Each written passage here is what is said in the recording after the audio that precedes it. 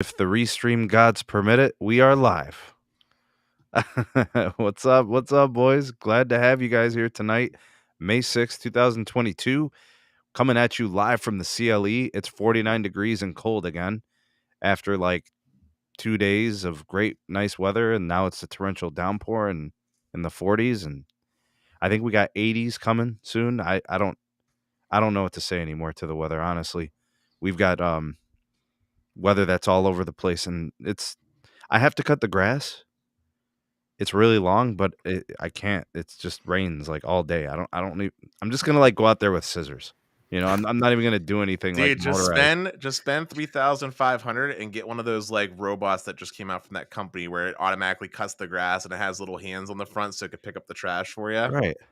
Or just kill it all and then just lay down some like artificial turf. Oh, Make it kinda dude, look like. do the Japanese style thing. Kill the grass and just turn Right. it in get like the sand and make it Yeah. like a little sand garden. Right. And I've seen people do like rock landscaping, just like pebbles, stones, gravel, just anything other than grass. I mean, Like a Zen garden. it's better for the environment. Grass takes up a lot of water. I know, and it doesn't really do anything beneficial. You know what I mean? So It looks nice. it looks nice, as they say. I'm not saying that's a benefit, though. Well, while grass is interesting to talk about, I want to talk about something that affects everyone and is all over the place in the news, and that has to do with T-Mobile's new commitment to price locks. Well, apparently they're the only company that is making somewhat of an effort not to raise prices at this moment in time. We got Verizon flirting with it. They just watched AT&T do it. Now they probably think they have a license to increase pricing. What have you heard about Verizon? What's the rumor, and is anything official yet? I think it's just a matter of time. The way they're going to do it is going to be different than AT&T. AT&T first went to the old legacy plans, and I think AT&T was pretty obvious in how they were doing this. They want to get people moved away from legacy plans and onto new ones, right? Yeah, they want to get people on the new plans, simplify their billing system. I mean, that's their dream, right? They want to archive the old stuff, move everyone onto the new stuff. So that's an easy kind of catch. Like you see that. Verizon, I think, is going to be a little different. I think Verizon's going to do it in a way. Some people are speculating possibly it just being like new plans that are just more expensive. They literally can't do that. Their plans are the most expensive. What can you really do? Are you going to create a higher premium, more premium plan for an additional $10? Now your bills are going to be over $100 on a single line. I think they could add hotspot. I mean, you're right. They're not going to do it. They have the most expensive plan in the telecom industry. They're not going to raise the price of that plan. I think they'll probably do something similar to what AT&T did and target those legacy customers. That's my guess, especially on you remember the ice cream scoop days? You get like your small ice cream scoop, your medium ice cream scoop, your large Those ice cream plans scoop. when they first introduced the small, medium, large. Yeah. And then John Ledger comes out and is like, we're done with data buckets, unlimited everything, T-Mobile One. I think it's those customers who are still on the ice cream scoop plans. Verizon's going to be like, guys, like it's cheaper for you, or we're going to make it cheaper for you to upgrade to these new ones. So, I got an easy idea to raise pricing in an easy way. So since we're talking about ice cream scoop days, do you remember how you had your bucket of data? Yeah. And there was actually a per line fee to access your data bucket? Yep. I think that Verizon could do something like that with unlimited, where you have unlimited across the account. So no more mix match, just straight up whatever that plan is, unlimited across the account. And then just charge like a line access fee. But here's the scoop. The line access fee will be less when you're not financing a device, and they increase it when you are financing a device. So say, for example, I'm just using an example. Let's just say $15 for a smartphone line when you own the phone. That jumps up to $30 while you're financing. That sounds like an FTC issue. Why? AT&T did that back in the data bucket days. That's what AT&T did when you got your subsidized higher phone for those financing. You said, yeah, when you were doing. I don't think they're going to do that. Contracts. I think doing something like that would just obliterate their billing system, because the number of plan combinations you have when you do that just like skyrockets. It's not that hard. It's not that hard. They've already done. Dennis, have you operated on the Verizon backend biller system? Listen, they already did it before, so it's already in there somewhere for those legacy plans that they're supporting. So I think they probably just do like AT&T, couple bucks on the legacy plans. I don't think anything's changing with the current plans, and I think we're fine there. I'm not even joking.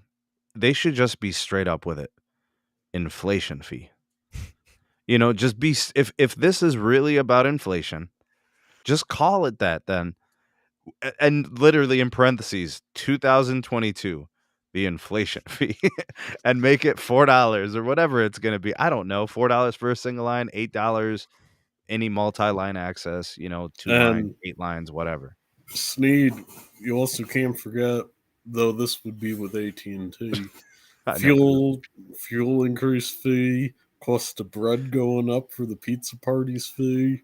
Wait, Sneed, I got a good one for you. Ready? Increase the upgrade fee and charge for SIM cards. Boom, easy revenue. And that's a page on Metro PCS's book, as Stetson would know. Yeah. Yeah, see, this I remember. EM Tech mentions it. This is why I thought actually the opposite of what you were saying, Dennis.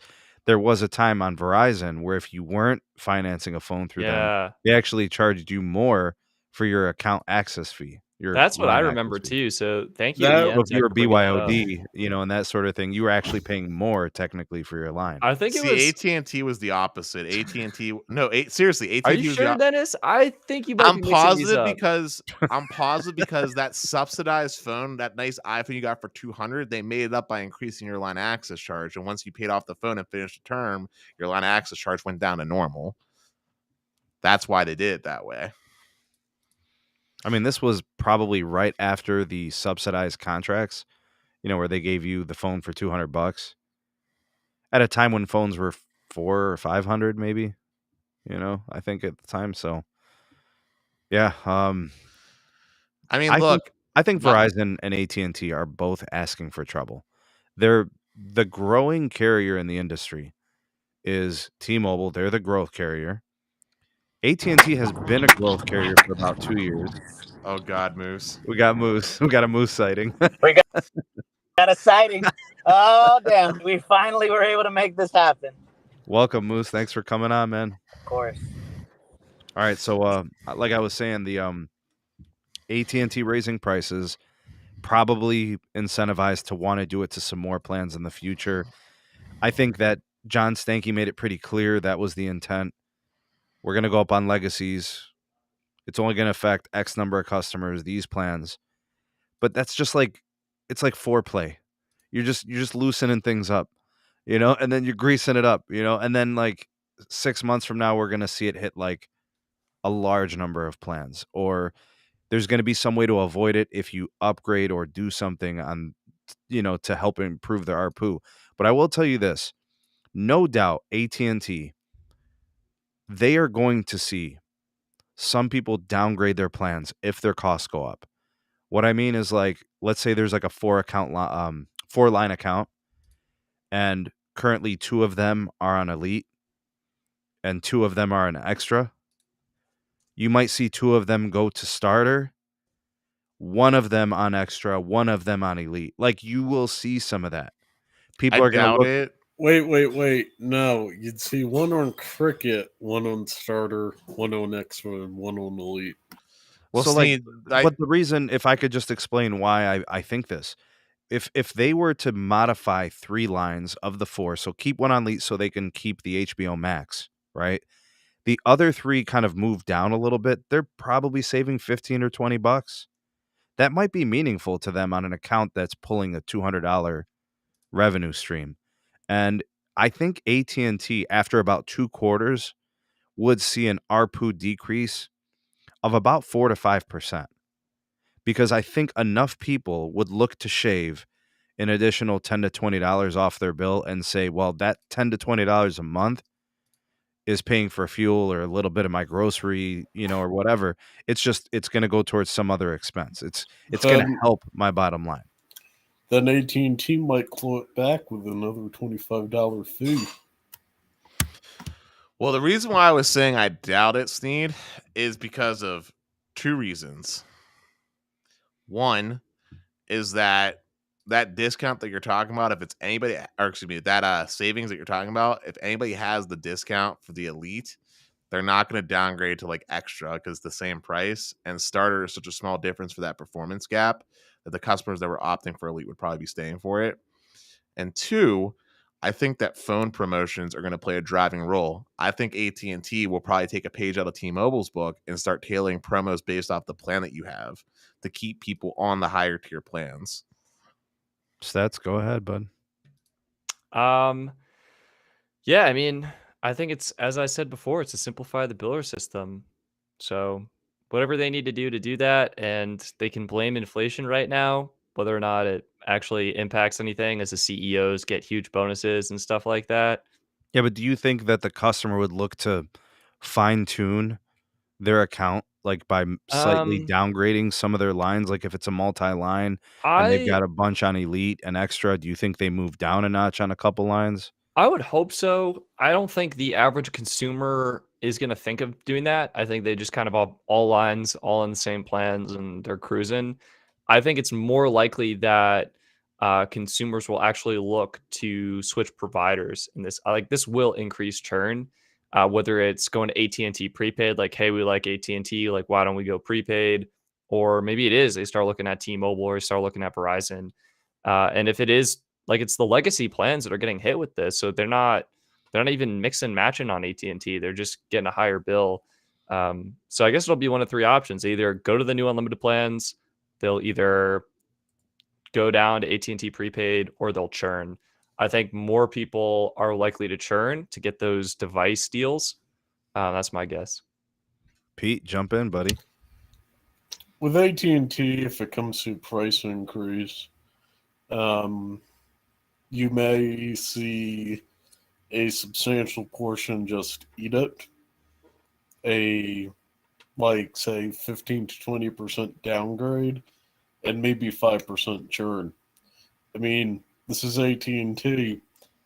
I know 10 people in Boulder with AT&T can't download a web page when Los Mobile Blue has 200 down, and they're stuck with the network because they think they have a good deal. So I think a significant amount of people on AT&T will just eat the increased cost just because, hey, it's AT&T. Speak to it, Moose. Man, I don't think our connection is good with the Mooster. Moose died. But real quick, Moose, Pete, get on the fiber. Stop the AT&T wireless. Pete, you said you couldn't download anything with 200 meg? You said you couldn't download anything with 200? So I've occasionally sat in restaurants with people have the the T-Mobile and the Los Mobile phone right there. Speed testing on both. Both are pretty good. Got people on the lower priority AT&T. Can't even load a QR code menu. So, yeah. I think we got the Moose AT&T back. experience near me. Moose, we got you back? Yeah. The only thing I'm going to say is this. AT&T is the only company that differentiates right now with the promos. Because Verizon, you have to be on the top two plans. T-Mobile, you have to be on Magenta MAX. So the only way to differentiate if there's only three competitors is by allowing all promotions on all types of plans regardless. You know, the starter all the way to the Elite. So that's the strategy right now. But it is subject to change because inflation is a real thing, and we've been having indications that the iPhone 14 will be significant, especially the Pro models, because two will be a 14 Max and a Pro Max. So yeah, I don't know, man. I don't know. I just wanted to show this. This is my reason why I don't see people switching from AT&T. that kind of performance consistently. Yeah, that's kind of what Peter was saying. I'm actually on it's Verizon good right enough. now. I'm actually on Verizon right now. I've been testing Verizon while I'm here in SoCal. Yeah, Moose says it ain't clutch. It ain't coming through. No, Well, I'm trying to prove a point, guys. Is that I'm trying to test out everybody, so everybody's on notice. well, I'm just saying that as long as the performance is good in general, then people are going to stay with AT&T for that reason and find a way to justify the cost. Because, if you're in the middle of the boonies in Pennsylvania, I'm sorry, but your only option is AT&T. Like, if you're in the Should do? They should turn to Cricket. That would be such Cricket, the family What's the discount. multi-line on that, Stetson? What's a 25 a line? 25 a line. Goes down to 25 a line if you're deprioritized, and I think it's $33 a line for the top tier Cricket plan with 4 lines. It's awesome. It's and that's so good. tax and fees included, by the way. Now the only thing is can you Cricket caps out at 5 lines, right? So what happens at 6? You have to make a new account, I think. Oh man, the hell? So basically, if I have 6 lines, I got an account with 4 and an account with 2. I think so. Man, we got our first super chat of the evening. Big shout out to Austin's Tech. Go ahead, Pete. Thank you so much for your generosity, Austin's Tech, with this $5 super chat. AT&T in my area is extremely stable. Don't know if Dish could even touch it. We can hope everybody hits that level of stability. That way, network is balanced and everybody has good options. I'm actually excited for Dish. I've changed my tune a little bit. Let's pivot to Dish, man. Perfect. So the topic of the day. Dish went live officially in Vegas. They have one plan that's being offered at the moment, $30, and from my understanding, it's a truly unlimited plan. Yeah, it's got unlimited talk and text, completely unlimited, true unlimited data. It's unlimited on-device data, no threshold, no data cap, no deprio, no management. Same thing with the hotspot. Truly unlimited 5G data. Again, no threshold, no speed tiers, nothing. It is completely unlimited. I don't know if we could. What do we call it? The triple play, unlimited. How about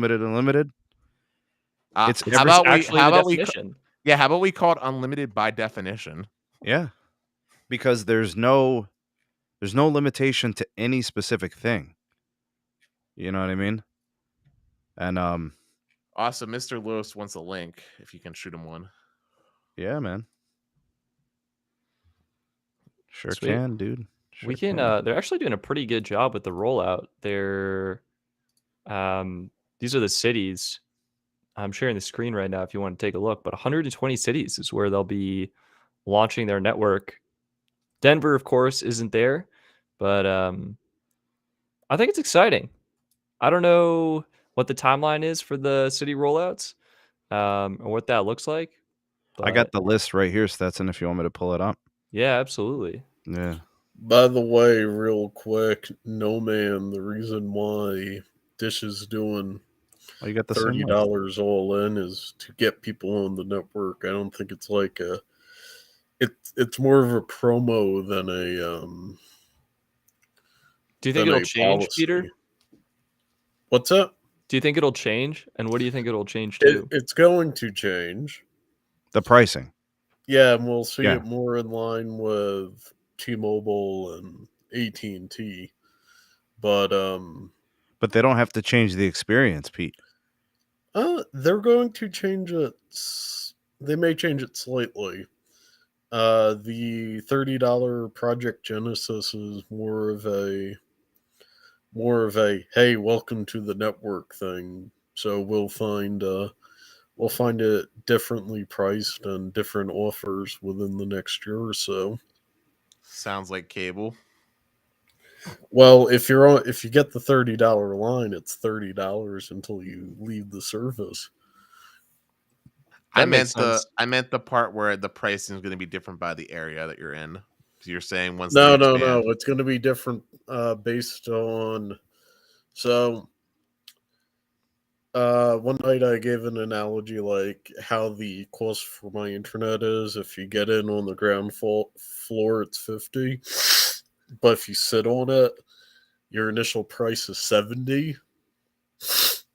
So you'll have a limited period of time per market for the lower price, and after that time limit, the price is going to go up. Yeah, I'm with no one, man. By the way, I would totally pay $30 just to get locked in at that price, even if I couldn't use it. Sneed, it looks Somebody's like got your to market know. will be getting Dish Project Genesis eventually. That's what I'll say. Yeah, I think, Peter, you have that right. I think they're probably gonna. It's like an intro offer. You get in, you get locked in. It's such a good rate that it's like not worth it to cancel, even if there's issues. And then as the network gets better, they'll launch actual plans and they'll charge like your $70 a month for truly unlimited kind of thing. I mean, Now, for me, it's the unlimited hotspot. That alone makes it a great plan option. now, granted, in my market with my T-Mobile lines, it would also be $30 a month for unlimited everything, 4K streaming, but only 100 gigs of hotspot. 100's a lot, though, man. It's so much, especially for like mobile use case. Right. You know, we say it's a lot, but can I just say, in comparison to the rest of the world, it's tiny. Like For Sneed. hotspot? Oh, 100% Sneed. You could buy like a 500 gigabyte data bucket and somewhere like, say, I was going to say South Korea, but that's actually not what I was thinking of. There was another country I had in mind. It was actually for one of our guests we had on Stetson, but I'm blanking at the moment. Anyway, Singapore. thank you. Singapore. That's perfect. Yeah, you can get like a 500 gigabyte bucket of data in Singapore for like $20. And 500 of all around usage, including the hotspot. Yes. Okay. Yeah. Like people legit use their freaking cell phones as home internet replacements there because the 5G is actually real 5G and it's actually good. As Ricky would say, the real 5G. Well, yeah, as Ricky would say, real 5G. By real 5G, by the way, I mean like the ping times are literally like legitimately like less than 6 milliseconds. And the networks don't congest? Pretty much. I mean, they Yeah. basically just throw up towers in the most like jank way possible, but the performance, hey, Antennas and radios everywhere. it really is, man. It Yeah. really is like that, but the performance is on point and you have coverage everywhere. Yeah. Well, Dish is poised. They've got Vegas going. Looking at the rest of the markets that we're looking at, moving into May and June. You do see some bigger markets. All right, so Dallas, Fort Worth. I see Kansas City. I see Vegas. I see Houston, Orlando, Raleigh-Durham. There's some major cities there. This gets them to the 20% milestone, probably, if they hit each of those cities. And then when it comes to the rest of those other ones, I'm not sure what the rhyme and reason why they picked those cities. I'm not sure what it is.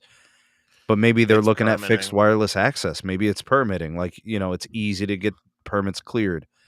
Maybe it's, infrastructure, the co-locates, all that stuff was easier, or they got new builds. I don't know. They have some monopoles here where it's just Dish. Nobody else is on the site. So I've seen that. Well, Sneed, like the reason why I know it's permitting is because like Dish is trying to build out here in Pittsburgh, and one of the things that's slowing them down or holding them up is that Pittsburgh's having them do like a freaking radiation test for 5G to see if it causes basically like cancer. Yeah, Yeah, but Well, what that's- about the other Apparently, they're doing that in my market too. that's the problem we're having with certain markets is we're having problems with permits, and permitting meaning health reports. Fortunately, Those frequencies are all being used on LTE. they're being used on damn TV. They came from TV stations. I know. Yeah, the Hey, lower frequencies. it's the tinfoil hat people, okay, Sneed? I know, man. Hey, Steve, Alex you're Jones guilty would of be that. proud. You wore a tinfoil hat. You're guilty. I mean, the frogs, the trees. I mean, it's the whole thing, man. All right. Well, we're excited about the pricing. Introducing it at $30 makes people look. But I but guess what about this one? the investors are not happy. Wait, Carlos has something to say. Hold up. What's up, Well, Carlos? but what if I throw you a curveball saying that I mean, I can't throw out the type of device. I cannot disclose the type of device, but we're going to be rolling out a nice little hotspot plan. What if it came out like between $25 and $30 a month, but let's say more in the $25 range, unlimited all? How would you That'd be like great. that? Nobody has that, Well, right? These are kind of like industry leading. So a truly unlimited plan, nobody has that. A $30 truly unlimited plan, nobody has that. You come in with a hotspot plan that's similarly priced and structured, nobody has that. What's the most you can get on a hotspot plan? 100 gigs. Yeah. I think consumers, it's 50 gigs from Verizon. It's their Verizon Get More that has 50 gigs. That's the most from any consumer No, plan. T-Mobile does 100. Like a dedicated hotspot. So does okay. AT&T. Dedicated hotspot. Yeah, it's the $55 hotspot plan. 100 Technically, gig. coming up, I can do 70 for 300 gigs. Yeah, Wow, so that's Sneed, wild. I got a question real quick, though. Let's be real here. How long do you think True Unlimited Hotspot actually lasts on Dish? As long as they wanted to. There's nobody on the network. You misunderstand what I mean. Like, we know for a fact, historically, when T-Mobile came out with no capped unlimited data, someone used like 99 TB, right? When AT&T used to have unlimited hotspot and Verizon used unlimited hotspot, AT&T especially got really aggressive at shutting people down. Same thing with Verizon. How long do you think until one person abuses it on Dish and ruins it for everybody else? And Dish just says, you know what? Not worth it. We're capping hotspot. So you're saying that the old carrier precedence would rear its ugly head? Yes. I tend to think that Dish is going to be different. I have to think that, because if they do what the carriers are doing, then they're going to end up losing because they're not as good as them. Why would you choose a carrier that does the same thing as the other carriers but is not as good? Why would you want the second-rate version of all the other old crap when you could just have the first-rate version of all the old crap? Because capitalism, and they're going to look at the bill one month when they look at how much are we paying to AT&T for all this roaming hotspot data domestically? Crap. We're finishing this off. Like, we're adding But that's the thing though, Dennis. We're not. So if we find out, let's say somebody signed up and they're using it in another area, and it's mostly on roaming and no native coverage, we will shut you down. We want native coverage in there just for the reason that we want your input. So if you're not providing that to us, because we already know what AT&T and T-Mobile can do. So if you're not going to provide us that, then we don't need you on our network. We'll just cut your line off. Which is why they're restricting it to deployed areas. And shout outs to Santiago Hernandez with a $20 super chat. You, sir, are always generous on these streams. Just saying, what's up, SMT Nation? Hope you're all having a great Friday and start to the weekend. Thanks, Santiago. Hope you are as well, man. Appreciate you being here, and the super chat is very generous of you, man. Thanks for all that you do to support us here. We got another one. $10 from Rich Z. This is the first time I've seen him send a super chat. Thanks, Rich. He says AT&T is superior to other carriers in West Virginia. I'm assuming Dish will work well in West Virginia since they are leaning on AT&T's network, folks. Another option. Not based on what Carlos says, that wouldn't be for the native network for the $30. That would just be a type of boost thing. Thanks, Rich. Appreciate it. And I'm not sure about the West Virginia piece. From what I understand, that's a pretty good Chantel market. That would put T-Mobile as a good competitor there. I know Verizon is upgrading some towers out there and building some new ones. I think things are getting better finally in Appalachia. For a while, they're pretty neglected. You're just kind of hoping for some solid calling. T-Mobile is doing a bit of deploying there, and there are Biden bucks available for building out cell networks there. So we'll hopefully see stuff soon. Pete, the Dish service is going to be extending to fixed wireless access. I wonder if these first markets will be some of the trial markets for that. I bet they will be. I think fixed wireless, I mean, we've seen the explosive growth with T-Mobile and Verizon. I think it would be in Dish's best interest. You're going to have an uncongested network, few subscribers. Why not use this as a fixed wireless competition and really compete not only with the other fixed wireless providers, but also with the cable companies? I think it's a big opportunity. While I'm optimistic because Dish has network slicing, since they're having a 5G core to work with, they only have 30 megahertz of spectrum on air. You're shaking your head at me. Yeah. So what Dennis is saying is true as of today. But there is spectrum that they own, not on air yet, right? So like they're just going to be operating AWS, so N66 and N71. The N29, I guess. Are phones going to have that this year? Yeah, phones are. I think from what I know, phones already have N29. Okay. All right. So I don't know how this is going to play out with like aggregation and stuff. We'll see. We got to see their network configurations. But Dennis, once the gear goes up, we're talking about 40 megahertz of N77, 20 megahertz of CBRS most of the time. That brings some capacity to the network, man. So we're at 90. You said 60 plus 30, so that's 90. And then Did you know that Verizon and the old T-Mobile had that much spectrum up until literally the last 2 years? Yes, I'm aware that T-Mobile was spectrum starved, and I'm aware that Verizon were both spectrum starved. But Verizon had 140 million customers.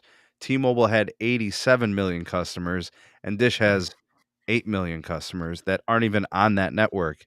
They're on AT&T. But I was going to say, however, I would like to ask you, do you remember what the network performance looked like back when it was like that? Verizon was, excuse my French, dog shit slow, and T-Mobile was also dog shit slow. Pardon. Le mot c'est chien mied. What's that mean? Dog shit. Chien mied. But yes, I'm asking if you remember the performance. Do you remember the performance need? Yeah, it was always good in Cleveland on those same megahertz, but we have tower sites literally everywhere. Okay, that was not Pittsburgh. Yeah, we got a lot of small cells. We got a lot of tower sites. It's a little I'm spoiled. Even in Verizon's worst days here, it was still a good network. I'm not saying it wasn't good. I'm just saying it was slow. We're talking about it was never slow here. Verizon was never slow here. I think it's fine. I think we've seen what T-Mobile can do with like 100 megahertz of their spectrum. Verizon only has like what 40 megahertz of their C-band, right? 60 megahertz, and actually that's how much Dish is going to have, right? 40. Hold up, Stetson, let me interrupt you for a second. Yeah. First off, we got the $5 super sticker from Mark Hoyt with a pair saying "Keep it up," but we also get a $50 super sticker in from Pete Fox with a giant pear character waving a flag around and making the buildings in front of him tremble. Quite a generous sticker. Thanks, Pete. Appreciate it very much. And Mark as well. You guys are awesome. Thanks for all the support, and these super chats are amazing, man. You guys are so nice and generous. Thanks for all that you do. Man, the super stickers with the pairs. The thing about these networks, they're as good as the carriers want them to be, right? You take a network and you look at an individualized market, you look at your market share. All right, so Verizon's got 50% postpaid market share in my market. the network was always good because there were sites everywhere, right? And that's the way I think Dish is going to do this too, right? The densification process, the spectrum, the tower upgrades, like literally the first places they put up the 3 gigahertz antennas and radios, they're going to be the places where people take to the service. So like you see that list of like the Albuquerque, Cleveland, they're going to see where people are buying their service and they're going to say, all right, well, look, in the first month we added 10,000 customers in Cleveland. Let's start putting in for permits for upgrades for the 3 gigahertz. Radios, antennas, go up there, put it on there. They got ORAN. It's going to be easy. They can streamline the integration of it. It's going to be sooner than that. So they already have plans on putting up the gear. Let's put it this way. I opened boxes today of the equipment. We already have it at the warehouse. So gear is there. There you go. So I mean, Sneed, all I'm trying to say is like phone usage is one thing. Home internet usage, whole other story. Like if one home internet user is basically the equivalent of adding like 30 different cell phone users on there. Is the metric that I want to share in your head. Stetson's shaking his head no, but like the amount of usage that gets generated from a home user, because remember that Wi-Fi is connecting like 30 different devices in my house. My phone, at best, even with a hotspot, is probably capping out at like 8. Totally different use cases here for what is intended. Yeah. And so all I'm saying is 30 megahertz or even 90 megahertz, as you're pointing out, not that much. Like for Dish go ahead. But go ahead, Carlos. Dennis, you're forgetting we have anywhere between 20 to 40 megahertz nationwide of N72. Forgetting about N70. And then we have 47 gigahertz. We have 12 gigahertz. Yeah, the AWS holdings for Dish is pretty cool. They have paired AWS, so it's like 20 by 20, so 20 downlink, 20 uplink, and then they have dedicated downlink and dedicated uplink. So they have like take for example, actually, you know what I'm going to do? I'm going to go to Spectrum Omega. I'm going to pull up the map. I'm going to show you guys how much spectrum they have in my market. While you're doing that, I just want to touch on alternate realities comment because I feel like it hits the nail on the head perfectly. Dish is targeting themselves as a network for enthusiasts. So they have to build a network that can prove to enthusiasts that this is like the network. I'm just saying, like, the way that Dish is marketing right now with the $30 plan with True Unlimited Hotspot is going to attract more people that are like me and less people that are the average consumer at first, because people like me are going to be the ones that are even aware of Dish because Dish's marketing is like non-existent. It makes AT&T's marketing look god tier. So I'm saying the customers they're attracting are more people like me, heavy users. Stetson still has like this like look of like, dude, I think you can do it. I think depending on use case, you've got some people it's just like a laptop and a streaming device, and I think they'd be totally fine with fixed wireless service from Dish. I think it would meet their needs, and considering they're doing $30 a month for the smartphone line, if they're able to do $30 a month for home internet, I really think it could be competitive in some areas for some people. All right. So here's what we're going to do for you guys. We got Dish Network selected. And what I could do is I can click on each frequency to see if they have spectrum licenses in that frequency. There is something I got to do though. Okay. So, I need to see the color key for the spectrum depth. Okay. So I think the lighter color, this orange, I think those are 10 megahertz blocks. And I think the red one is 20 megahertz blocks. All right, so this is 600 megahertz.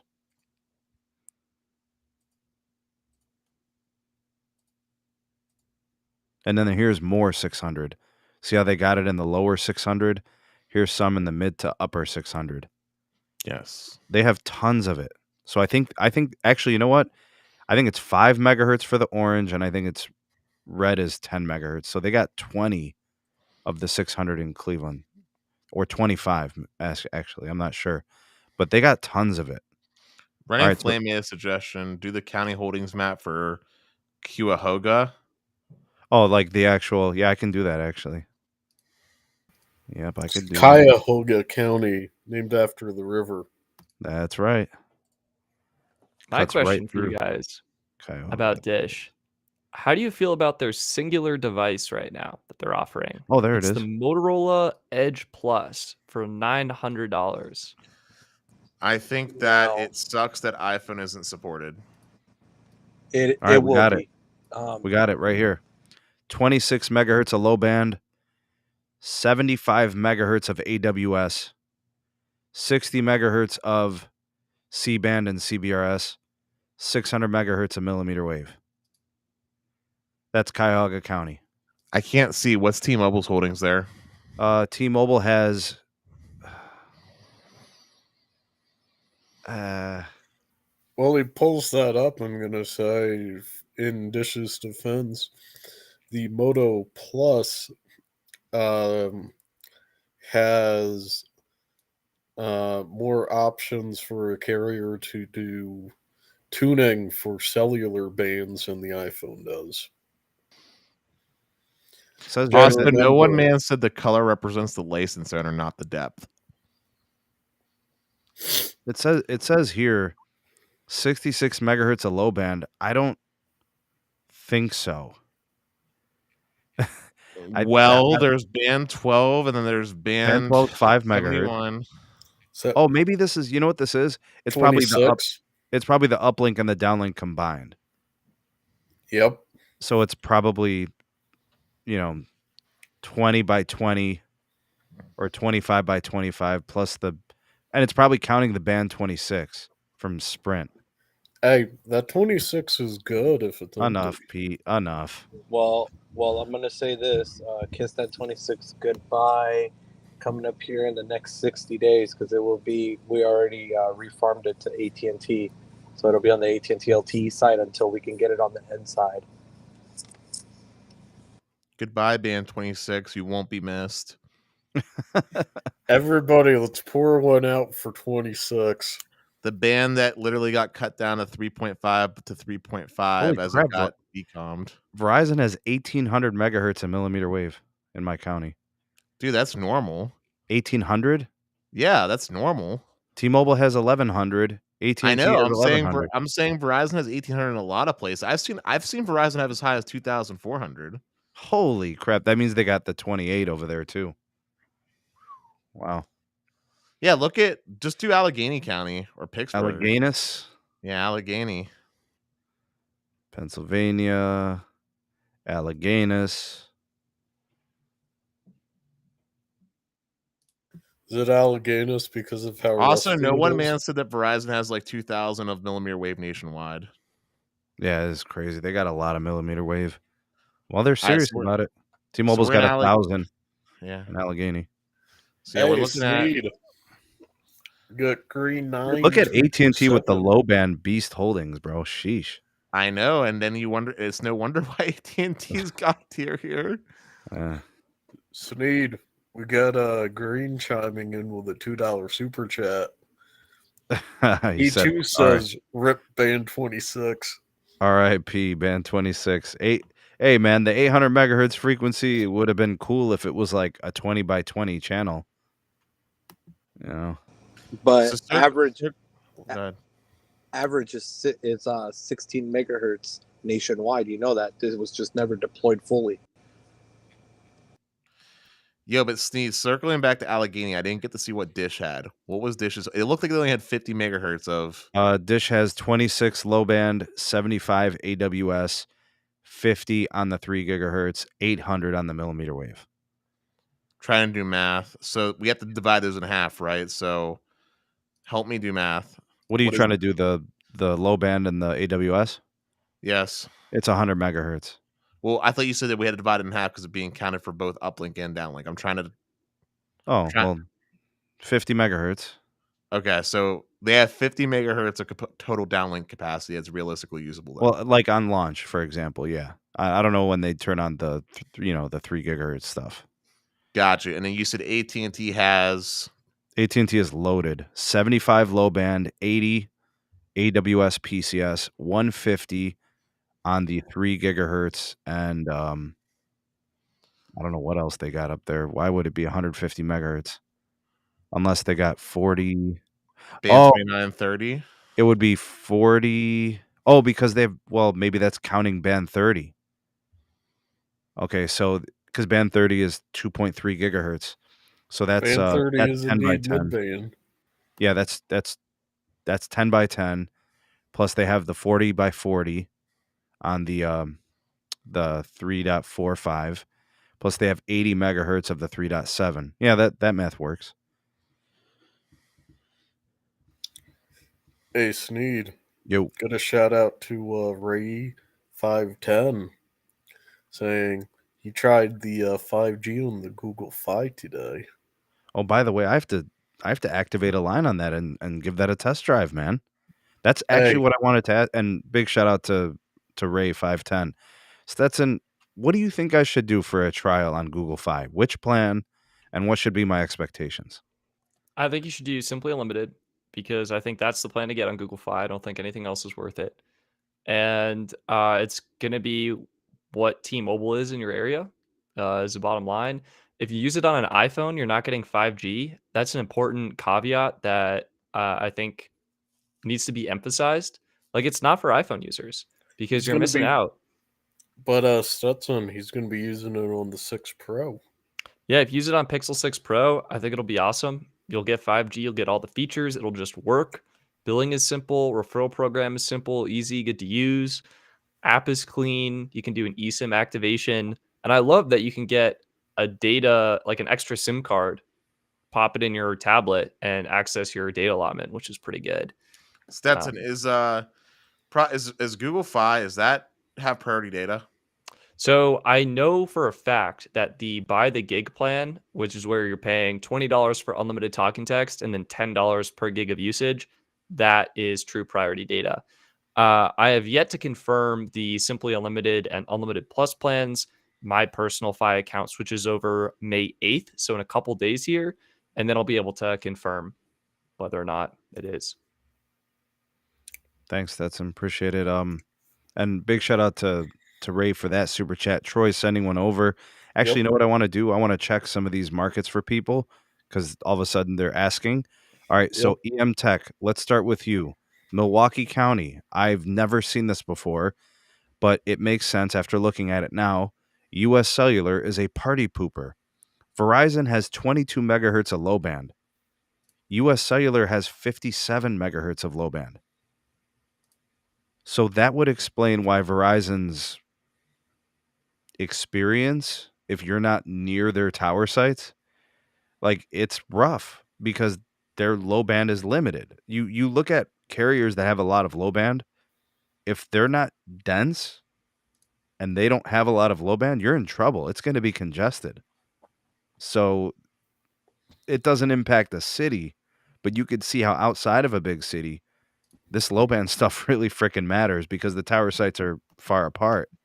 So I'm looking at Milwaukee here. Dish has 16 megahertz of low band. Can you get it back on screen so the audience can see? Yeah, man. 16 megahertz, Dennis. You got concerns, dog? Because I do. Because in my estimation, I think Dish is going to be a low band frequency network in 50% of the geographic range of the country. Well, does that include N29? Yeah, I mean that's their entire low band holdings. The only saving grace for Dish is the only hope in hell they have is some of the most aggressive network management, thanks to the fact that they got that 5G standalone core. That's the only hope and a prayer that they have of making that low band stretch and actually be usable. Here it is, 16 megahertz low band, 70 megahertz of AWS, so they got tons of that. 30 megahertz of the 3 gigahertz, and then they got some millimeter wave too. Dude, look at AT&T coming in with 75, basically. Yeah, AT&T's GOAT in Milwaukee. Jesus. Yeah, they got 75 megahertz of low band and 70 on the AWS PCS, 150 on the 3 gigahertz. Where did AT&T get all this spectrum from? Bro, if AT&T has a market like that, Verizon's going to be weak, and vice versa. You go to a Verizon market where theirs is like that, and AT&T's is weak. And plus, US Cellular having spectrum in these places makes things complicated for the bigger carriers. Well, that just Hey, explains why Sneed. Pittsburgh was so good for AT&T all this time. But continue. Gonna I want to ramble off two pick another super market chats. actually. Yeah, let me get to that actually. You got Troy's super chat. Thank you for your generosity, Troy. He wants Chattanooga, New York. Chattanooga? Oh, Chautauqua. Okay. Chautauqua. My bad. No, thinking I was gonna Tennessee. say, isn't Chattanooga like somewhere It's in Tennessee. Yeah, that's what I figured. I was like, I think you're a little south, Pete, on that one.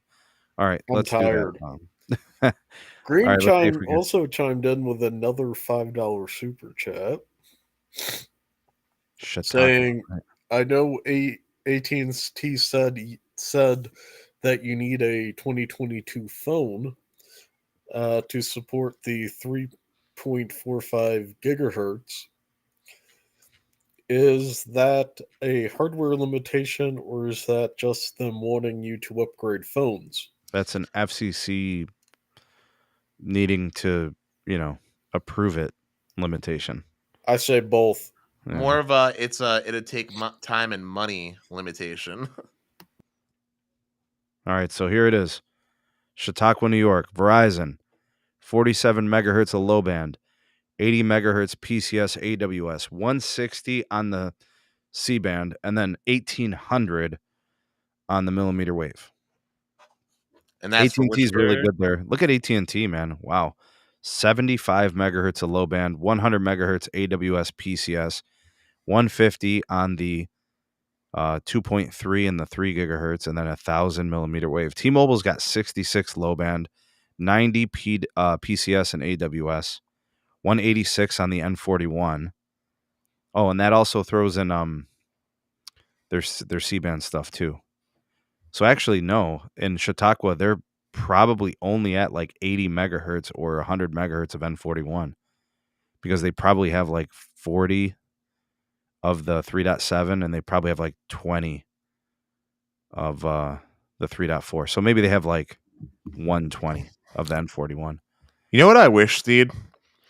I wish the FCC would be smart and look at areas where the spectrum portfolio holdings are just like despairingly like not balanced, and give like targeted like pricing to try to give it so that the carriers could have equal footing in those specific markets, so you don't have a situation where one is just ungodly good and the rest suck. Yeah. Wouldn't that be the most intelligent thing to spur on competition? We like intelligence. We like an FCC with a brain. Yeah, we're into that. I'm into logic and reason. Yeah. Expect something like that around 2026. Appreciate you, Green. Thanks for the super chats, ladies and gents. Let's do what is this one? Hillsborough County. Let's do that one. Hillsborough. That's in Florida, isn't it? Florida, yep. Florida. All right. I think that's what FL means, unless we get another F state. Maybe we just take over Finland and that will become the abbreviation. Is this right? We got Hillsborough. While you're pulling that up, Green sent in another super chat. Maybe this is for your cue. He wants San Antonio, Texas. Yeah, we could do that one. All right, so Verizon's at 47 megahertz low band, 80 megahertz AWS PCS, 200 C band.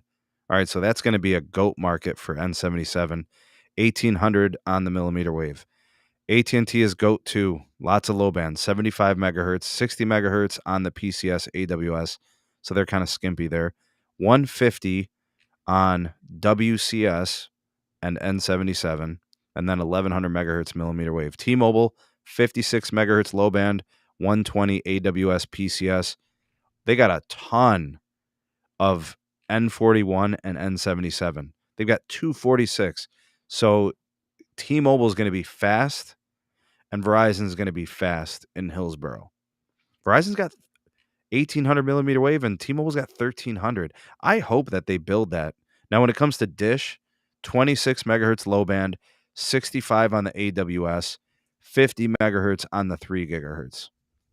So that would be probably 40 of the C band, and then 10 megahertz of CBRS, something like that. And then they got some millimeter wave too. While you're pulling up these other super chats that are coming in for the locations, I just want to ask an honest question, Sneed. Uh-huh. How do you see Dish actually compete when all the other three carriers basically have double the spectrum holdings? They're just going to have 10% of the consumer base that they have. I So mean, Dennis, like legit, do you see Dish ever having more than 20 million consumer customers? I was thinking they could probably see 50. 50 million? Yeah. Consumer. Yeah. From where? I mean, what did Sprint have before they got eaten? 40 something? Okay, so yeah, 40 million. Whatever. Basically, I see You think Dish they could being be Sprint? Yes. See, I don't think they can be Sprint because Sprint existed for 20 years as a standalone company when they were building a But native calling and texting network. I and want to more so focus on the fixed wireless aspect. How do you see Dish being able to compete on a fixed wireless footing? regionally. Yeah, not nationally, regionally. They're going to pick their spots to do it. And it's going to be where it just makes sense for them. Like they've got mobile traffic and they can put up the gear to also support some fixed wireless access. And I think it would be smart for them to target bad cable, satellite, DSL, like literally look for those places, find where they have towers, and put the spectrum on air. That literally what I would do. I would target that. And if I can get 100 people on that service within a market, I think it's worth it. And charge them $50 a month. Who cares? Just get them on it. See, 2 more super chat for location, but What do we got? A San Antonio one? got San Antonio up next. And Ray, if you could say the county Bay Area, California is in. San Antonio is the name of the county? That's a good question. No. I need a Green. If you want to send me the county that San Antonio is in, I'll do that for you. All right, let's see. What's the next one? Next up, I believe, is Philip Brooks with a specified county. Yeah, I need specific counties, guys, if I'm going to do Philip your PA. Brooks says for $5, Ida County or Washington County, Iowa. I can do both. All right, Iowa. And this may be good because I think T-Mobile's iWireless purchase might be a difference maker here. All right, here's Ida. Yeah, so Verizon, 46 on the low, 80 AWS PCS, 140 on the C-band, 1600 millimeter wave. AT&T's doesn't have much low band, 38, 80 PCS AWS, 150 on the C-band and WCS, 600 millimeter wave. T-Mobile coming clutch here, 64 megahertz low band, 80 AWS PCS, no N41. My goodness. Well, there are no churches or universities there. What? Wow. Stay tuned for 108. Pete, how much do you think is there in this county? There's, I think it's like 240 megahertz up. Holy cow. T-Mobile has 0 megahertz N41 there. They don't even have C-band there. Okay, So, Pete, I think you're right about something. If they didn't buy C-band, then that means they're all in on the N41 that's getting auctioned there. Yeah, right? So we're expecting about 160 to 180 megahertz and that for 108. Dude, no doubt. Like, you could argue that Dish is better than T-Mobile in that county right now. Like, in terms of mid-band. Because they have, at least Dish has like 30 megahertz of C-band or whatever, N77. US Cellular's got a ton of spectrum there. Holy crap. 69 megahertz low band, 20 megahertz AWS PCS. I'm guessing it's AWS. 100 megahertz of C-band. 500 megahertz of millimeter wave. Wow, man. Such a unique county. Where is this place? it's in Iowa. But Sneed, I wouldn't get the casket ready yet for T-Mobile until after we find out what the auction results are.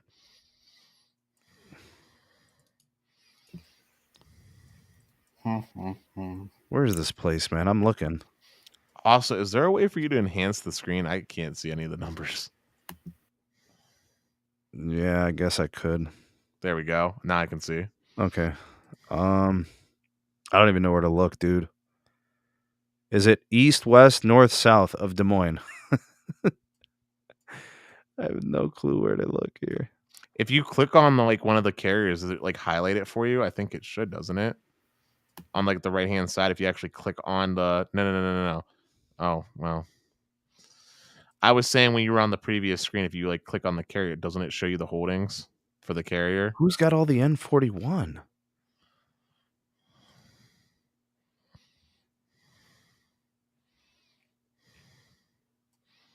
Huh.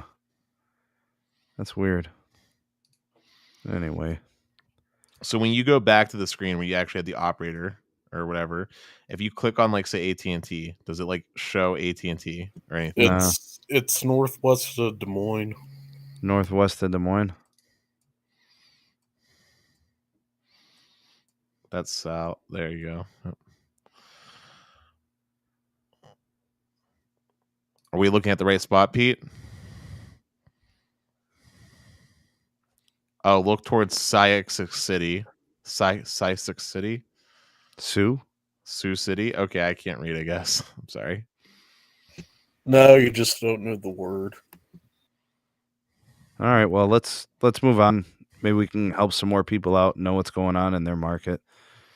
All right, let's see here. What's next? Ray had Alameda County, California. Alameda, California. I think I've heard of that place. Yeah, that's the Bay Area. Ah. We also have a county for San Antonio, Texas. Okay, well, let's do this Alameda first. All right, Verizon, 47 megahertz on the low band, 80 megahertz AWS PCS, 170 on the C band, and then 1700 on the millimeter wave. AT&T is GOAT in Alameda. 81 megahertz low band, 70 megahertz AWS PCS, 150 megahertz on C band and WCS, 1100 megahertz millimeter wave. T-Mobile's really good too. Holy crap. 56 low band, 110 AWS PCS. That means Sprint was GOAT there because look at the N41 and C-band combos, 250 megahertz. And then they got 1400 millimeter wave. I'm guessing everybody and their mama has T-Mobile in Alameda County. They have to, man. Look at all that freaking spectrum. That is bonkers. If anybody's actually from there, can you chime in to let us know how good T-Mobile is? Because if T-Mobile's not Sprint, tell me how Sprint was back in the day. Dude, listen, if T-Mobile's not actually god tier like AT&T is over here, then I'll freaking eat this beanie. All right, Dish, 30 megahertz low band, 75 on the AWS, 50 on the 3 gigahertz, and 500 millimeter wave. That's Alameda. Pete, next one. All right, gents, I got to go, but wonderful stream and very fascinating stuff looking at the carrier positions in different counties. Hey, wait, Stetson, before you go, one question. Would you consider switching to Dish as your primary carrier for $30 per month and leaving Mint? Dude, I already switched to T-Mobile for an even worse plan. So, yeah, I would switch to Dish. No. You misunderstand. I'm saying permanently, never go back to Mint. Nah, man. I like Mint. I like what they're doing. And $15 a month is still cheaper than 30. So, all right. Stetson, you're the man, bro. Thanks for coming through and hanging out with us, bro. Cheers. Thanks for having me. Cheers, everybody. Cheers. By the way, Mark Hoyle said Sprint was very popular in the Bay Area. There you go. Next up is Bexar County, Texas for San Antonio. What was the pronunciation, Pete? Bex, Bexar. Bexar. Okay. All right, man. Verizon is anemic on the low band. 22 megahertz. 70 megahertz on the AWS PCS. 180 on the C band. That is GOAT C band and CBRS. 1850 millimeter wave. AT&T bro, they have 100 megahertz low band. 100. How? I also want to know, and my guess is that this has to do with the quick Cricket acquisition. 80 megahertz of AWS PCS, 150 on the C band and the WCS, and 1100 on the millimeter wave. Bro, I'm guessing a lot of Texas is like this for AT&T. But it's funny because if you ever read the comments, people say like in San Antonio, AT&T sucks. If you Really? saw yeah, dude, people were saying in the comments like earlier. I've never seen that much low band on a single carrier. It's I think 100 megahertz. I definitely think that's the highest. I feel bad for Verizon. Oh, I bet dude. you a lot of it's still on 3G though. No way. Because okay, they got 10 by 10 band 14. They probably have 20 by 20 of band 12. They probably have 20 by 20 band 5. I mean, what's left? Verizon doesn't have any band 5 there. For LT you're talking about, or for in general? Bro, I'm not even exaggerating. Verizon legit only has band 13 for low band in San Antonio. Or in Bexar. Are we talking about AT&T or Verizon? I'm confused by the conversation now. Well, both. It's the fact that AT&T has so much low band that there's nothing left for anyone. Oh yeah. Right? So like, okay, so here's T-Mobile, 66 on the low band, 120 AWS PCS, and a ton of C-band and N41. Look, 246 megahertz. That is going to be GOAT status. Those channels are going to be super deep. 800 megahertz on the millimeter wave. Dish, 26 on the low band, 65 AWS, 40 megahertz of C-band and CBRS, and then 800 on the millimeter wave. So they might do some millimeter wave stuff there in Bexar. They got a lot of spectrum, actually. I believe it. They're putting up small cells over in Vegas, so I believe it. All right, what's next, Pete? So a super chat for Charleston, North Carolina, but I don't think Charleston is the county. They got a Cleveland County. Hey Dennis. Yeah. Remember how we were talking about that Lincoln County telephone service? Oh yeah, that ass service that I showed. Yeah. It's like $300 a month for just internet. So you want to know how much high spectrum they own? Verizon owns in that county. 220 megahertz of N77. Wow. T-Mobile only owns 73 megahertz there, and AT&T 150. Pete Fox, who sent the super chat for Charleston, confirms it is Charleston County. North Carolina? Yep. Doesn't exist on this list. Okay, so how about for Albert Teasy with a $5 super chat for Yuma County, Arizona?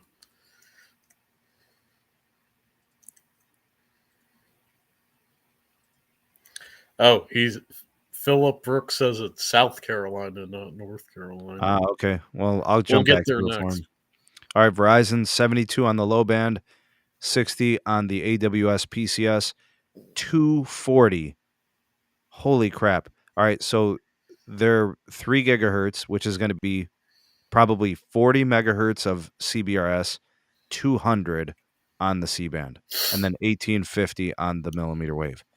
AT&T's 56 low band, 70 AWS PCS, 150 WCS, and C-band. And T-Mobile, wow, Pete, I think they're going to be focusing on Yuma County. They got to get their ass off their asses and deploy there. Yeah, 66 on the low band, 140 AWS PCS. Dang. Whoa. 96 on the N41 C-band stuff combo. So they don't have much there. I'm guessing that's going to be a focus for them. And they got 1200 on the millimeter wave. I think the 96 is predominantly CBRS C-band. Is this one of the locations? I'm pretty sure that has a ton of spectrum up for auction. Yep. Must be, dude. Yuma. So they're probably If T-Mobile scoops up all the spectrum that I think that I remember is up for auction there, which I think is like 200 megahertz, Expect around 140. you don't think they're going to scoop up all of it? Yeah, that's Stay probably what's there. tuned. That's probably what's there, dude. It's 140, Pete? I thought it was 200. No, it is 200, but stay tuned. I'm really confused right now. So it's Why? there's 200 megahertz, right? Yes, 200 total. And you're saying But- T-Mobile's only going to get 140 out of it? They might have. Stay tuned. They might already have 40 there. Stay tuned. All I right. hate this, but okay. All right, Dish, 20 megahertz low band, 65 AWS, 60 on the C band and CBRS, and then 600 millimeter wave. And I don't see anybody else there. So Albert Teasy says he spotted his first N41 panel there yesterday.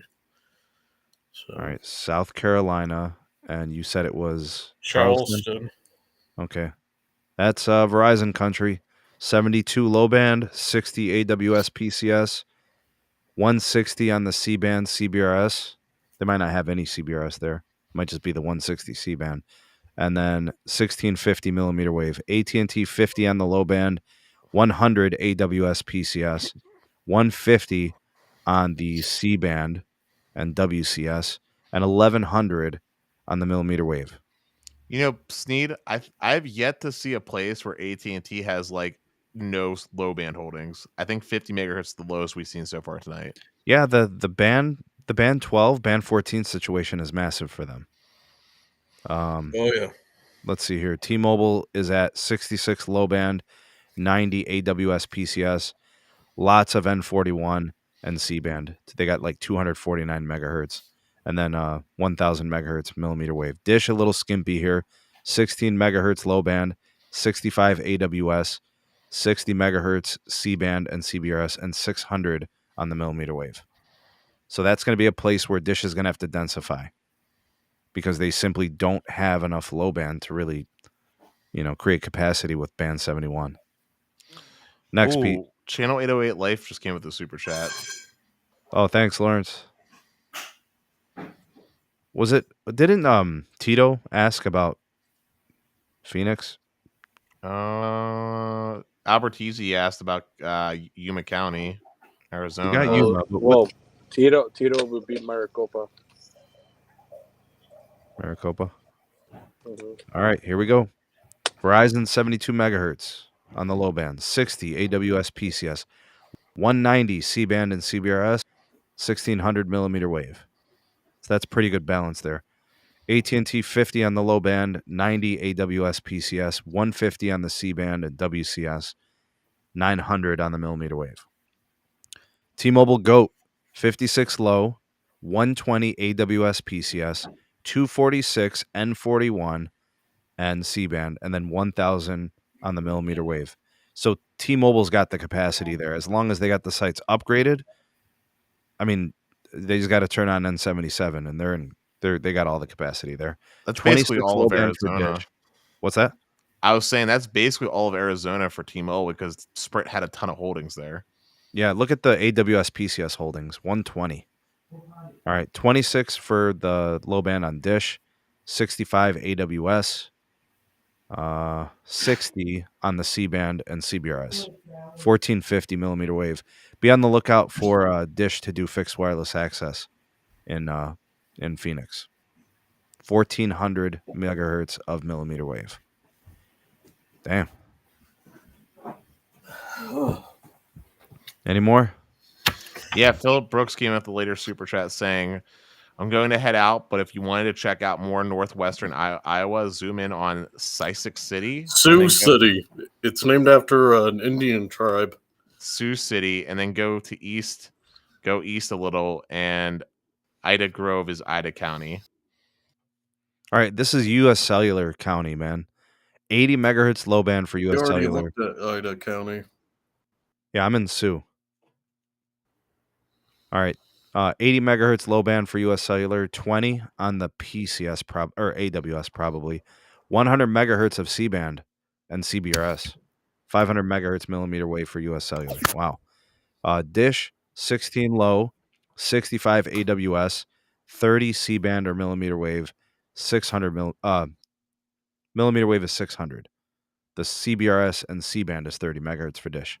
T-Mobile's got 64 low band, 80 AWS PCS, 174 for the N41 and C-band, and then 800 for millimeter wave.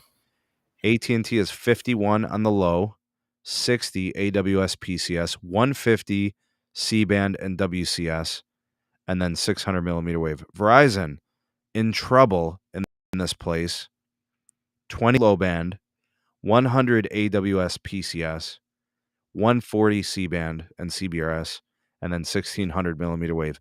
I bet you Verizon probably has to put a tower every mile or two in this place, Sioux City, because they don't have low band. US Mark Cellular was took it saying all. that Sioux City is apparently in Woodbury County, guys. So apparently we're looking at the wrong county. Sioux, Iowa County. That's what Mark said. Also, Lawrence wants you to check out Honolulu for Hawaii. Honolulu, Hawaii for Spectrum. Aloha. And don't forget, we also have his TV question. All right. Okay, so here we go. Verizon, 47 megahertz low band, 70 megahertz AWS PCS, 40 megahertz CBRS, no C-band, 1850 millimeter wave. AT&T 75 low, 50 AWS PCS, 25 megahertz WCS. 1100 megahertz millimeter wave. Notice there is no C-band in Honolulu. What is WCS? I'm sorry. 2.3 gigahertz band 30. Gotcha. 76 megahertz low for T-Mobile, 130 AWS PCS, 186 N41, and 1000 millimeter wave. So basically, Verizon and AT&T are probably ass there, and that is a T-Mobile market. They just have to 100%. densify. There's no other way and use millimeter wave. Yeah. There's nothing else they could do. Small cells, tower sites as much as possible. Dish got 26 low band, 65 AWS, 10 megahertz of CBRS, and then 800 megahertz of millimeter wave. Yeah, T-Mobile is going to be the most capacitive carrier in Honolulu. And I'm guessing all of Hawaii is like this, probably, Pete. How big is Honolulu as like an island? Like, how hard would it be to actually cover that just in straight up millimeter wave? I don't think it's hard to just, it would take time. And I think there's some topography there, Dennis. It's very hilly. Very hilly. Yeah, I get the impression it's going to be like, the topography is going to be the challenge. Do you want to pivot and answer Lawrence's other super chat real quick while we're doing Lawrence's stuff, specifically with the for the panel? What would we pick to cut cable TV? What did you want me to answer? The 2149 super chat that came from Lawrence, it was for $5. He said, for the panel, what would you pick to cut cable TV, Hulu Live TV, or YouTube TV? It was even earlier. It was at 2149. Okay, got it. Which one would I cut? Hulu or YouTube? No, he's asking which one would you pick so you could cut like cable TV in the traditional sense. They're essentially the same. They offer mostly the same stuff. Oh, no, my friend. They are not the same. I'll tell you what, Dennis, I've used both. And the one thing I think is better about YouTube TV is you could sign in literally anywhere. The geo tracking is not a thing when it comes to YouTube TV. Hulu is tied to your address. You're missing out on a bigger feature. Really? Yeah, unlimited DVR for YouTube TV, limited DVR, and it's an add-on for Hulu. Oh, then that just changes the value. Dude, it changes the whole experience, my friend. I don't know about you, but I have not watched something live in a hot minute, my friend. I DVR everything. All right, get me back on track here. YouTube TV, by the way, Lawrence, is what I recommend. Yeah, same here. I recommend YouTube TV. All right, next city or county. We got Bradford County, Florida, from Austin with a super chat. Florida. Yeah, he said he might have to eat crow, especially if Dish deploys, considering how stable they are in Las Vegas, Nevada, with little spectrum. All right, here's Bradford, Florida. Verizon, 47 low band, 90 AWS PCS, 140 C-band and CBRS, 2000 megahertz millimeter wave. AT&T, 75 low band, 60 AWS PCS, 150 C-band, and WCS, 1100 millimeter wave. All right, T-Mobile 56 low, 120 AWS PCS, 246 N41 in C-band, 800 millimeter wave. Dish coming in with 16 megahertz low band, 65 AWS, 50 on the C-band and CBRS, 800 on the millimeter wave.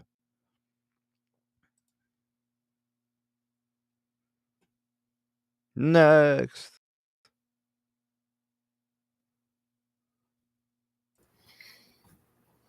Let me see. What was the last one we did here? Last one you did was Florida. Marion County, Florida. I could do that one since I'm in Florida. Marion County. Let's do that one. We have a $5 super chat from. Where's Marion County, Florida? I don't even see it on this list. Marion County is not in Florida, dog. Sorry, Jarrett. How do I pronounce this? Okeechobee, Florida? Bradford County, Florida. I think we did Bradford. Okay. All right, here's Okeechobee. I think I got this one. All right, 47 low band for Verizon, 70 AWS PCS, 160 CBRS and C-band, 1650 millimeter wave. Holy crap. AT&T with 100 megahertz of low band, 60 AWS PCS, 150 WCS and C-band, and 1100 millimeter wave. T-Mobile 66 low, 130 AWS PCS, 226 on the N41 and C-band, and then 1500 millimeter wave. T-Mobile's got a lot of spectrum there. Dish with a ton of spectrum. 36 low band, 55 AWS, 60 megahertz C-band and CBRS, 500 millimeter wave. By the way, Sneed, you missed something with YouTube TV. It is geo-restricted. If you go out of your home market, you don't get locals. That ain't geo-restricted, dog. That's just sort of geo-restricted. Yeah. Did we get the super chat from Albert TZ regarding Yuma? I think we did Yuma. No, he said, if you pull it up, he says, going back to Yuma, Verizon LTE band 13 was 10 megahertz. This past year, it dropped to 5 megahertz. Now it gets congested easily. Dude, it's very little low band, so their tower grid's going to have to be super tight.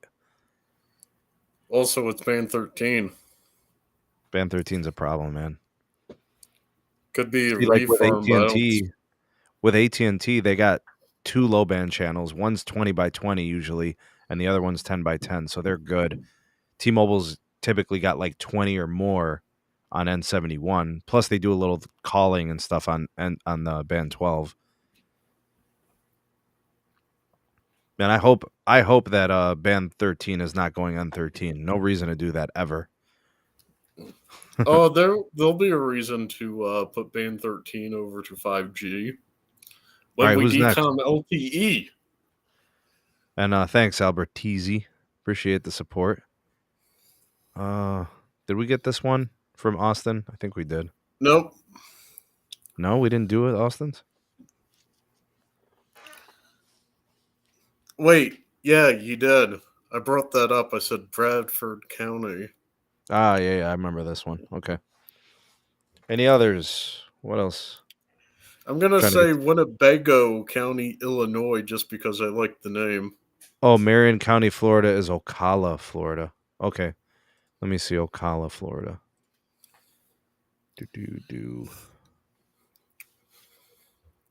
Okaloosa?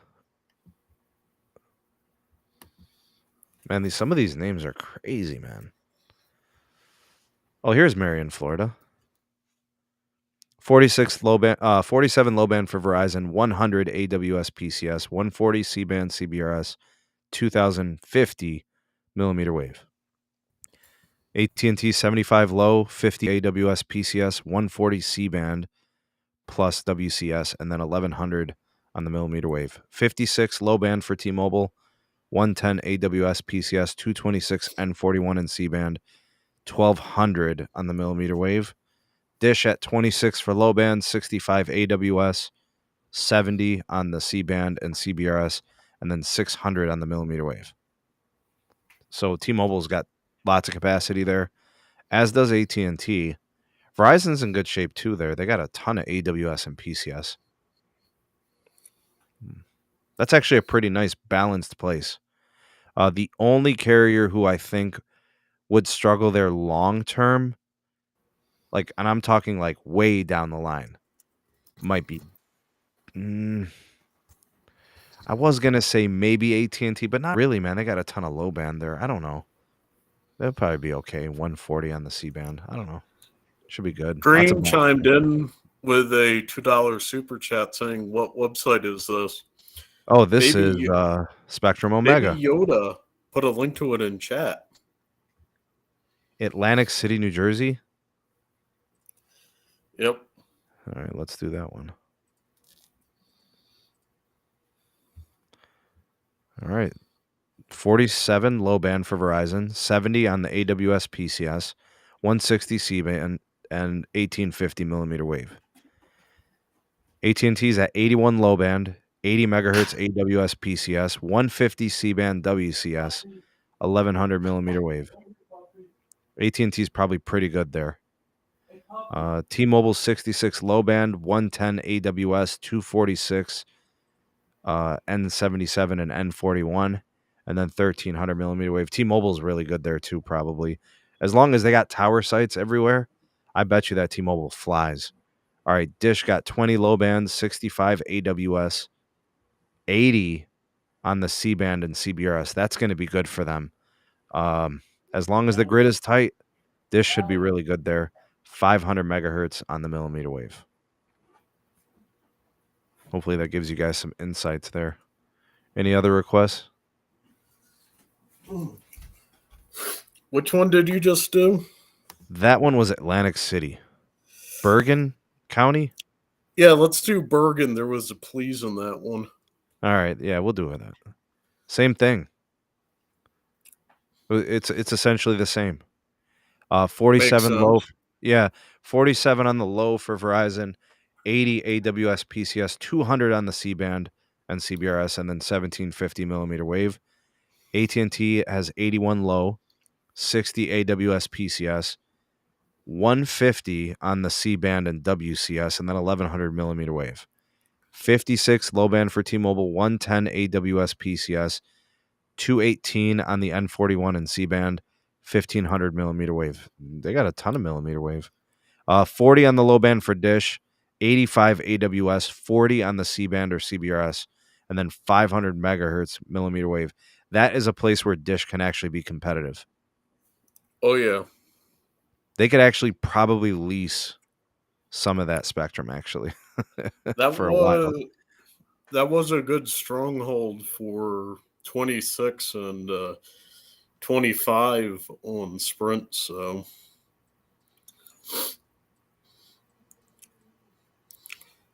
How about we do, I think, 2 more of these?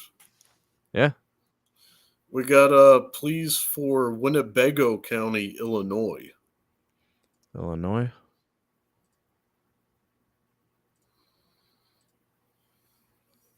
Isn't Winnebago a vehicle? Yes. All right, here we go.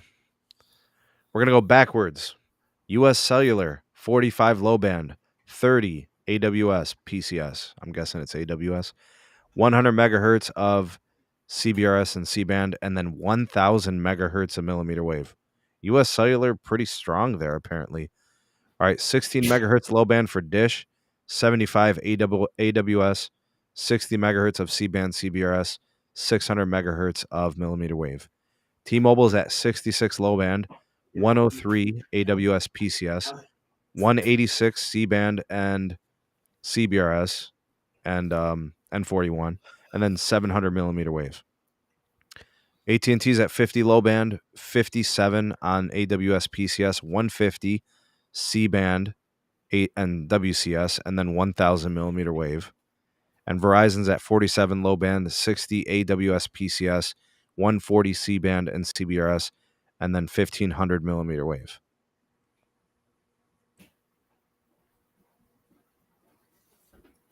Winnebago motorhomes.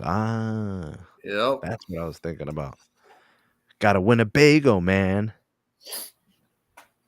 What is this? Maryland? Somebody's in And, Maryland? All right. And on Dell? Ordell? What's the county in Maryland? What is it called? That is the Arundel? county. Okay. All right, let's do it. Dish, 26 low band, 65 AWS, 60 C-band CBRS, 500 millimeter wave. T-Mobile's at 66 low, 90 on the AWS PCS, 226 N41 in C-band, 1400 millimeter wave. T-Mobile's going to be very good there. AT&T, 75 low band, 80 AWS PCS, 130 C-band and WCS, and 1000 millimeter wave. AT&T is going to be good there too. Verizon's at 47 low, 90 AWS PCS, 190 C-band and CBRS, 1850 millimeter wave. Actually, that's a pretty well-balanced county. I think you could pretty much have whichever carrier you want as long as they got the density. What is Anne Arundel? What cities are there? Give me some cities there, Pete. What is that? I have no idea. Annapolis, Jake chimes in. So the capital. You wouldn't possibly think that this could be like DC, Baltimore, do you? Nope. No? Okay. It's What's the other one? Annapolis? We got a super chat for $2 from Snark Mark for Orange County, California. Cali.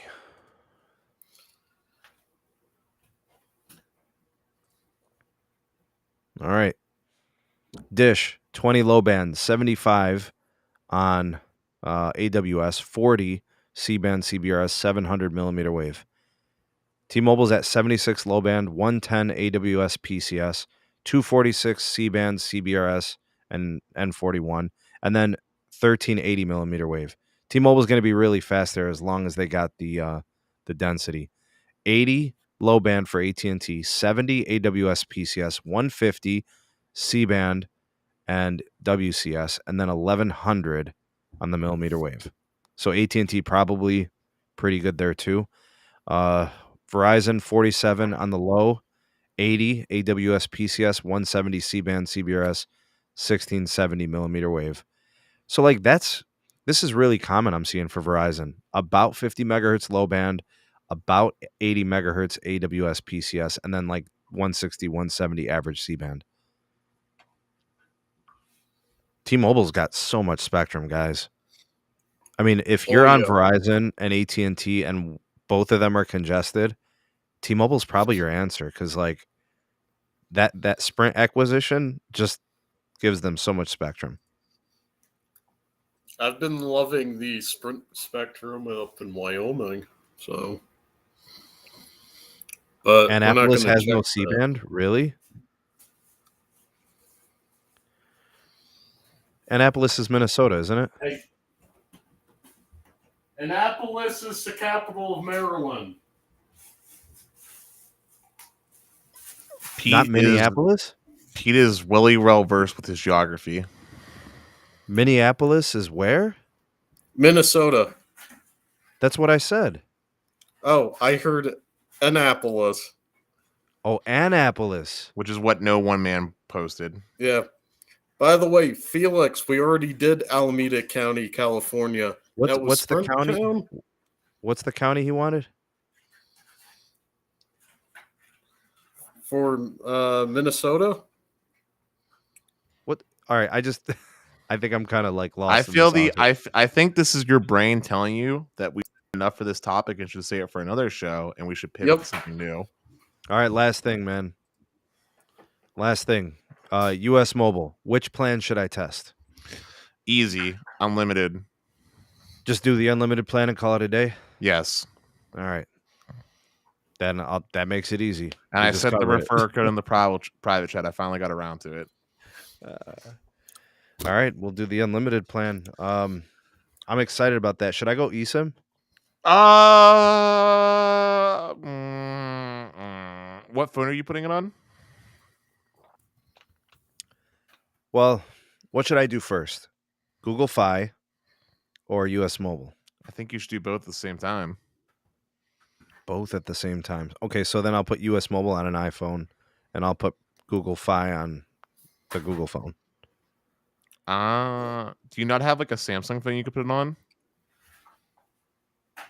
Not I for guess Fi. I gotta buy You're one. going to Google with Fi. No, I I gotta meant buy I meant for US Mobile. Ricky's saying Fi is trash, dog. It's because Ricky doesn't like T-Mobile. I was about to say. Yeah. US Mobile on eSIM works great on my iPhone. Still have the US Mobile $45 eSIM plan on my iPhone 11. Right. Looks like people like eSIM for US Mobile, dog. Do eSIM. Why would I want it on a Galaxy, though? Well, I was thinking for the standpoint of two main factors. One, the band select tool, so you can see what bands the US Mobile SIM is connecting to versus your traditional Verizon line. And the secondary reason being that the Galaxy tends to have a slightly better antenna, specifically for Verizon's network over the iPhone. So give it its best shake. All right, Dennis. I'm going to have to go and buy a Galaxy. Why did you get rid of your Galaxies to begin with is the better question. Dude, my mom needed a new phone, man. It is Mother's Day weekend. So yeah, my mom needed a new phone, and my mom's like, she's at the point where she needs a large display, and I think it was an S21 Plus. Loud, good speakers, big display, bright. She loves it. Hey, Sneed, can I ask you a question? Yeah, man. Are you going to ever test out the cable MVNOs? All right, so first of all, I'm going to have to get a line from someone because they're not offered here.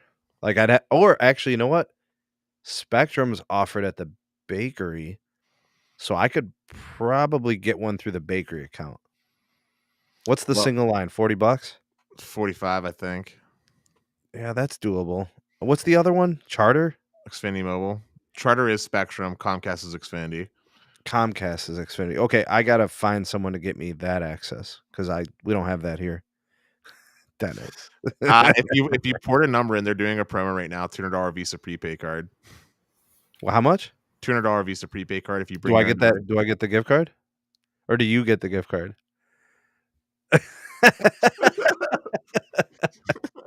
You greedy bastard. I'm the one that has to open it up I'm the one that has to have my credit ran and my social ran. Well, let's split it, bro. Come on, man. All right, but you're paying for the cell phone bill. All right, man. Whatever. I'll give you the Visa card if you want it. No. If you pay for the line, and then you can keep the $200 gift card. Okay, you pay for the line. I'll give you the $200 Visa card, and if Comcast decides not to send it out, which is always a fight, then you can have that fight with them with their customer service. So you wouldn't keep it long term. You would have no reason for it. Not at all. No. Why? Okay, let me ask you this, Sneed. Why in the world would I keep Xfinity Mobile when A, I have the lowest red plan, which is way better, right? And B, although Verizon is improving dramatically, it's also clear that AT&T is by far and away still the best in Pittsburgh, and T-Mobile is actually improving a lot in Pittsburgh. I don't know. I guess you're right, man. You got all these other things going on, I guess. Also, remember what I said. I like US Mobile. If I was going to do Verizon line and I didn't have the awesomeness of Carlos, I would use US Mobile for Verizon access. If I didn't have Los Mobile, well, I have Verizon as my primary, but yeah, I would be looking at US Mobile as an option too. Ricky says, "Give the cable guy the card." So Sneed, you really I would need have to no right to the card, honestly. I would have no justification of taking the gift card. Yeah, Is go my ahead, mic Pete. disabled? Go ahead, Pete. Did you really need to justify giving your mother an S21 Plus? Mama said she needed a phone with a big screen. You give Mama the phone. Well, you know what I was thinking about giving her was I would give her a Google Pixel, but at the time it was the Pixel 5. Don't give Mama that phone. Yeah, it wouldn't have really met the needs, like super loud speakers, really big display, big bright display. She loves it, and the battery life, it's good. The Pixel 5, smaller display, smaller battery. It really wasn't going to be the move. Iffy band support, even with Verizon. I mean, what is it missing? C-band? The Pixel 5? Yeah. Hey, Man, you guys we got want me to a touch Spectrum $2 Mobile, man. super chat from Tony Phony Baloney. How's the puppy, Pete? Yippin'. Thanks, He Tone. says, I'd like to see you try the Spectrum Mobile.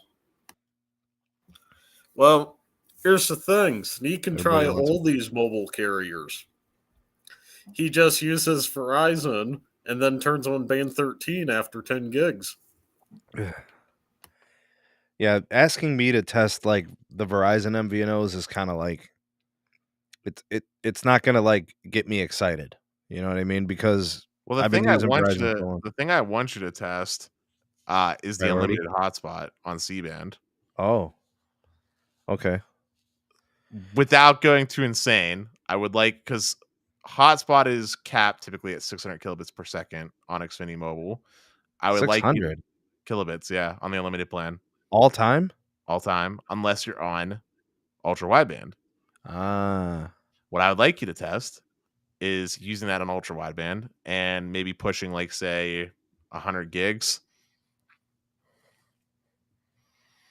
so take it to 100 gigs off of N77. Basically. All right, and then get you kicked off of your account. Well, I'm saying don't use more than 100 gigs because Comcast, if you break their terms of service, will cancel your whole account, not just the mobile. Like they'll cancel your home account. Yes. Yo, Dennis, what would we have to do to get you reinstated if that happened? I don't think there is a getting me reinstated other than like signing up in someone else's name. So you'd be stuck on FiOS, which is out right now. And also doesn't work for my work from home setup. Oh my goodness. You can't jeopardize this, Dennis. Well, that's why I'm giving you trust, Steve. I know. And you're giving me parameters. Xfinity Mobile, if you're on Xfinity Mobile, you're going to have to be on that cock spot all day. Man, I'm so tired, man. You guys, anything for the go to the order before we close out the stream? Yeah. Not this upcoming week, but the following 2 weeks, Stetson's going to be doing a thing. Do you want to come on Best Phone Plans for those 2 shows for Thursdays? Yeah, sure, bro. Send me the invite. I'll be there. All right. Yeah. Well, guys, you heard it. Sneed will be making an appearance on the Best Phones Plans channel 2 weeks from today, or 2 weeks from now. I'll be there, dog. I'd like to say hi to Los, who's been quiet for a bit.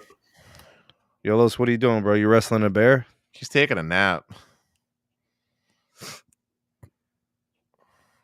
No. Called it. All right, man. What is it? Let's do the hashtags. Hashtag 2LiveCrew, hashtag replay crew, hashtag save the bear, hashtag help the bear. Feed the bear. Hashtag where's Waldo? Yep. Hashtag Yogi Bear. What is it? Yep. Assad's Bakery, home of the perfect pita. Pete's had it. He knows. He knows how good it is. Best Foreman in Cleveland. That's right.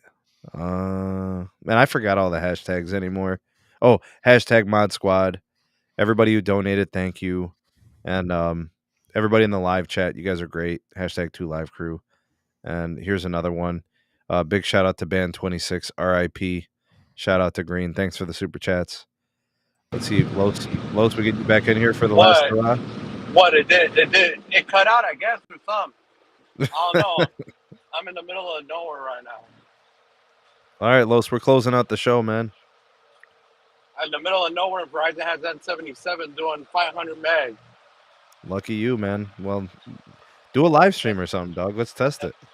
And look, Dish is even working. They on AT&T or are they native? No, native. In the middle of nowhere, literally like nothing. Man. Gotta feel good now that you can show that off now on stream. I know, right? All right, guys. Thanks for watching. Thanks for, all the people that were here in the chat engaged. And it was a good episode, man. It was fun. Dennis, thanks for coming on. Bestphoneplans.net, the Best Phone Plans podcast on YouTube. Mods, if we can get a link to the channel. And then also a link to Pete's channel.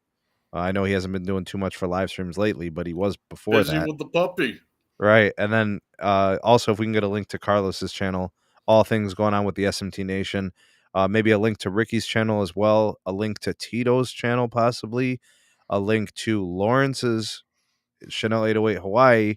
Get a link to his channel, maybe. EM Tech's got a channel. Tony Phony Baloney got a channel. I don't even know anymore, man. We got so many people wrapped up in this community. Do we have a channel for Sneed's mom and some awesome cooking on it? Dude, that would be good, man. Should a cooking I stream channel. my cooking? Dude, you could man. Pete would be like Salt Bay with the salt just sprinkling off his elbow. Slightly off topic, but Sneed, you want to know a channel I really enjoyed? It was this channel that was about like Great Depression recipes. Like this old lady would just make Great Depression recipes for like how to make stuff on a budget. I feel like you can make something like that work. Something like making food on a budget or making Budget Gourmet. Budget Gourmet. Yeah, there you go. There's the name for it, bro. Budget Gourmet. By the way, teaser for a cooking live stream.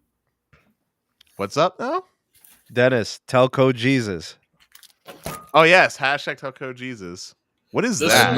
is 4 pounds of Costco steak marinating in soy sauce and sesame oil. You ruined it. Marinate, Pete. You ruined it. Marinate. You ruined it. You ruined it, Pete. You gotta just let it go, bro.